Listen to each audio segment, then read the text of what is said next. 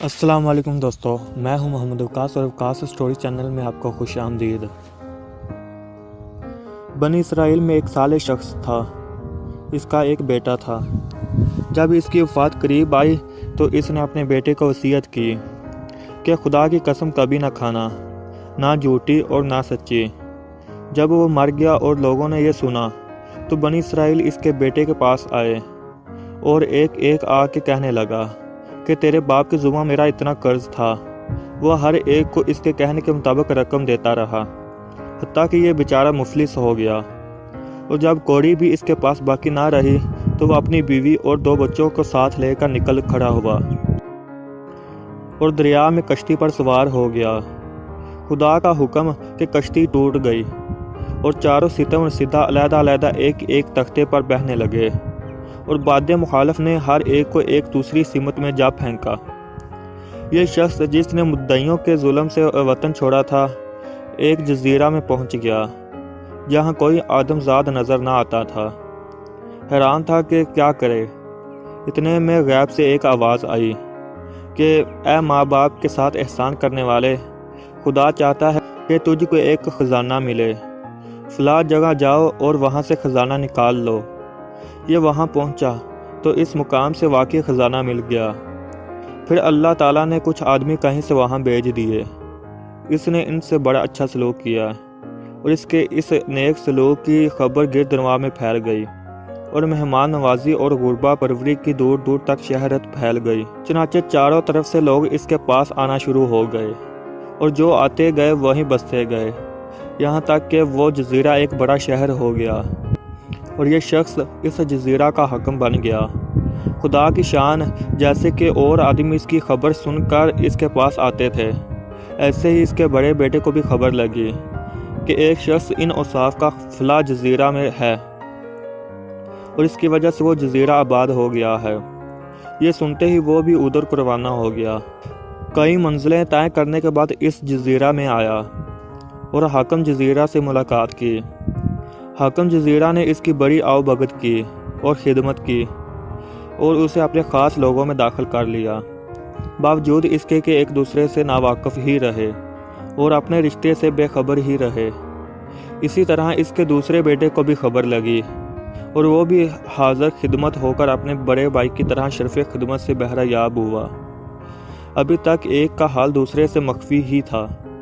اب حاکم جزیرہ کی بیوی کا حال سنیے کہ وہ کسی دوسرے جزیرہ میں پہنچ گئی اور ایک شخص نے اسے اپنے گھر میں ڈال لیا۔ جب اس شخص کو بھی اس حاکم جزیرہ کی سخاوت کا علم ہوا تو وہ بھی اپنی عورت کو ساتھ لے کر اس کی طرف چل پڑا۔ جب جزیرہ کے قریب پہنچا تو عورت کو کشتی میں چھوڑ کر اور کچھ ہدیہ لے کر حاکم جزیرہ کے پاس پہنچا۔ حاکم نے اس کی خاطر مدارت کے بعد کہا کہ رات یہیں رہو۔ اس نے بتایا کہ میں اپنی عورت کشتی میں چھوڑ آیا ہوں۔ حاکم نے کہا کہ اس کی حفاظت کے لیے 2 آدمی میں وہاں بھیج دیتا ہوں۔ پھر انہی دونوں بھائیوں کو حکم دیا کہ جاؤ اور رات بھر اس کشتی کی حفاظت کرو۔ جب وہ دونوں کشتی کے پاس پہنچے تو آپس میں صلاح کرنے لگے کہ ہمیں اس عورت کی حفاظت کے لیے بھیجا گیا ہے، کہیں ایسا نہ ہو کہ نیند آ جائے، اور آپس میں کچھ باتیں کریں اور آج تک زمانہ کے حالات میں جو کچھ جس کو معلوم ہے وہ بیان کرے، تاکہ رات بسر ہو اور نیند نہ آئے۔ چنانچہ ایک نے پہلے اپنا قصہ بیان کرنا شروع کیا اور اپنی مصیبت زدہ داستان سنانا شروع کی، اور کہا کہ ہم 2 بھائی تھے، دوسرے بھائی کا نام یہی تھا جو تمہارا ہے۔ ہمارا باپ ہم کو اور ہماری والدہ کو لے کر دریا میں سوار ہوا۔ خدا کی قدرت، کشتی ٹوٹ گئی اور ہم سب ایک دوسرے سے الگ الگ ہو گئے اور بچھڑ گئے۔ خدا جانے کون کون کہاں کہاں جا پہنچا ہے۔ جب دوسرے نے یہ قصہ سنا تو پوچھا تمہارے باپ کا کیا نام ہے؟ اس نے بتایا کہ فلاں نام ہے۔ پوچھا تمہاری ماں کا نام؟ اس نے ماں کا نام بھی بتایا۔ یہ سن کر اسے تاب نہ رہی اور دوڑ کر اس سے لپٹ گیا اور کہا کہ رب کعبہ کی قسم، تو میرا بھائی ہے۔ وہ عورت جو کشتی میں بیٹھی تھی اور جو در حقیقت ان کی ماں تھی، بیٹھی دونوں کی باتیں سن رہی تھی۔ جب صبح ہوئی اور وہ شخص کشتی پر آیا تو عورت کو نہایت غمگین پایا۔ یہ دیکھ کر اس سے شک گزرا کہ کہ شاید ان دونوں پہرے داروں نے کوئی شرارت کی ہے۔ چنانچہ وہ غصہ میں الٹے پاؤں پھر حاکم جزیرہ کے پاس پہنچا اور سارا قصہ سنایا۔ حاکم نے ان دونوں کو طلب کیا اور ساتھ ہی اس عورت کو بھی بلایا اور پھر عورت سے پوچھا کہ بتاؤ تم کو ان سے کیا شکایت ہے؟ وہ بولی، جناب ان دونوں سے کہیے کہ یہ رات کا اپنا جو قصہ سنا رہے تھے پھر دہرائیں۔ چنانچہ انہیں یہ حکم دیا گیا اور انہوں نے پھر وہی قصہ بیان کیا۔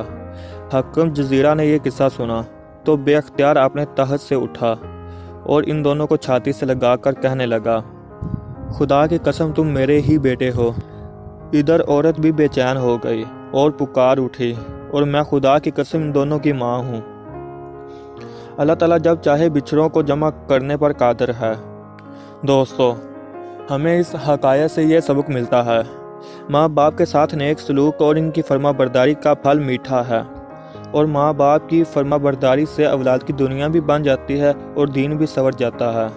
اور یہ بھی معلوم ہوا کہ مصیبت کے بعد راحت بھی حاصل ہوتی ہے، اور مصیبت کے وقت صبر کرنے والے کو بڑا اجر ملتا ہے۔ اور یہ بھی معلوم ہوا کہ خدا تعالیٰ بڑی حکمتوں اور قدرتوں کا مالک ہے، وہ بچھڑوں کو ملا دینے پر بھی قادر ہے۔ اور جس طرح یہاں اس نے منتشر افراد کو ایک جگہ جمع فرما دیا، اس طرح قیامت کے روز تمام منتشر افراد اور اجزاء کو وہ جمع فرمائے گا۔